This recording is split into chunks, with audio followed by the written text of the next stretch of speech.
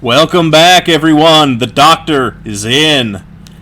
Today I'm going to finish reading Chapter 1 of The Marshal Way, the first short fiction I ever sold for the BattleTech universe. Before I get started, I'd just like to remind everyone my newest book, Cats of War 2, is exclusively available on Amazon. You can get it in paperback, you can get it for Kindle, and if you have Kindle Unlimited, it's free to read.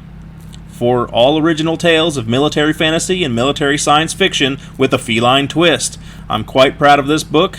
I really hope you'll give it a look. If you do, please let me know what you think. Maybe leave a review on Amazon. Now, I'm going to resume reading Chapter 1 of The Marshal Way. In the previous video, I continued where I had left off in Part 1. Our young Academy graduate, Rick Jacobs, was meeting for his exit interview with Force Commander Dirk McEvans of the Colonial Marshals. While he was trying to defend his moral stance against shooting those he might not have to kill in order to defeat, the meeting was interrupted by Deputy Force Commander Marvel Dillon. And it turns out, Dillon is going to be Jacobs' commander.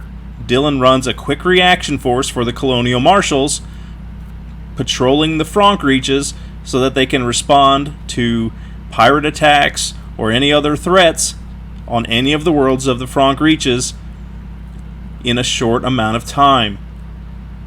Jacobs was sent out to gather his things, while Dillon has remained behind to speak to the Force Commander. So we just had a scene break, and after Rick leaves the office is where we resume. Dillon let out a long, low whistle.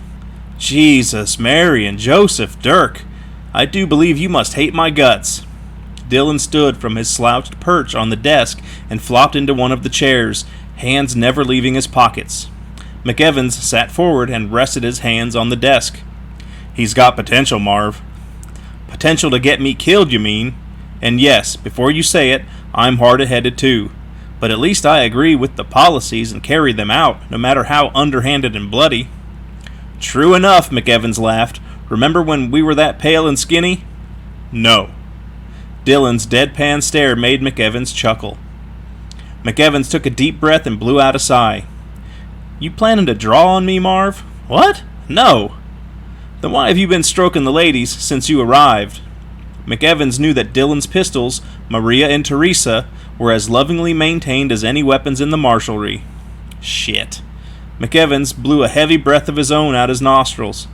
He pulled his hands from his pockets and held them out. Shit, McEvans echoed, seeing the pair of trembling hands. How long's it been like this, Marv? Too long. McEvans cocked his head to one side and thought furiously.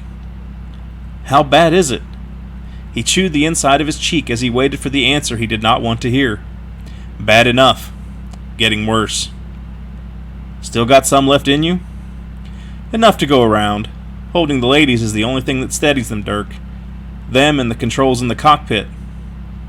Sounds a bit like a golem's curse, Marv, only able to function when serving. It's all I've known, Dirk, same as you. Don't think I could handle a desk like old Oscar's been able to. Time might come, though. Let's hope I never live to see it. Don't make me give you the talk to now like I just gave your new rookie. Shit. I was waiting for you to use the old give up your soul to save the people bit. I was working up to it. Ha! That still work? Only on the problem cases. McEvans punctuated the statement with a wink and a smile. Anything else I should know, boss? About Jacobs? Not much you can't get from his file or working with him. Youngest of the Portland Jacobses. Yeah, those Jacobses. The farm barons. He's older than the rest of the class after doing a turn at a seminary before enrolling here. Dillon snorted in derision. Yeah, exactly.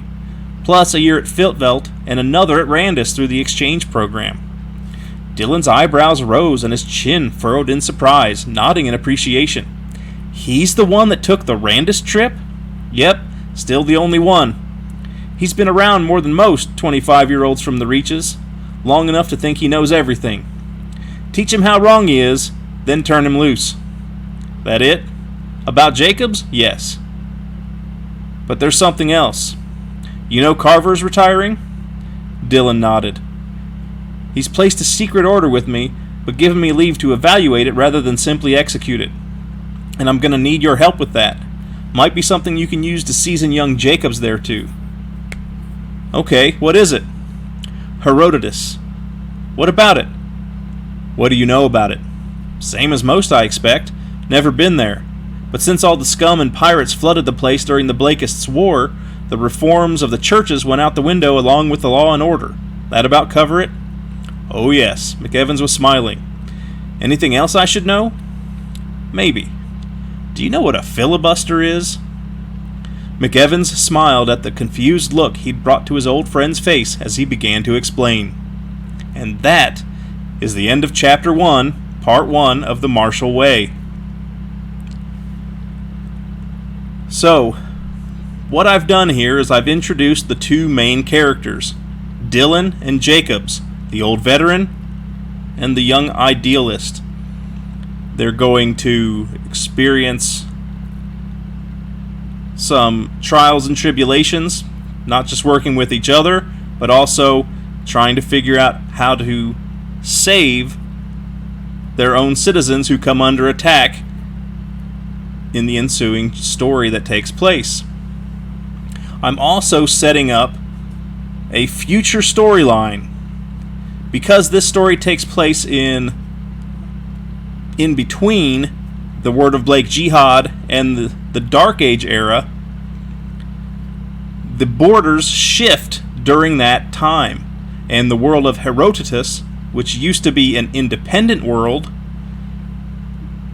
in the past, has become part of the Frank Reaches by the Dark Age. So what I've trying to do is weave into the story I'm telling something of the mechanism for how that world came to be part of the Frank Reaches, because I established that the Frank Reaches are not expansionist, they are not militaristic, they never even tried to recover the world of Detroit once it was taken from them by the Canopians. So not only am I trying to serve the characters in the story I'm telling, I'm trying to serve the overall story of the BattleTech universe, specifically in the small periphery corner known as the Frank Reaches. If you like this, if you can tolerate my stuttering over my own words, let me know. Maybe I'll continue and read Chapter 2. Heck, maybe I'll read all of Part 1. It depends on what kind of reception these videos get. That's all I've got for you today, though. So, the Doctor is out.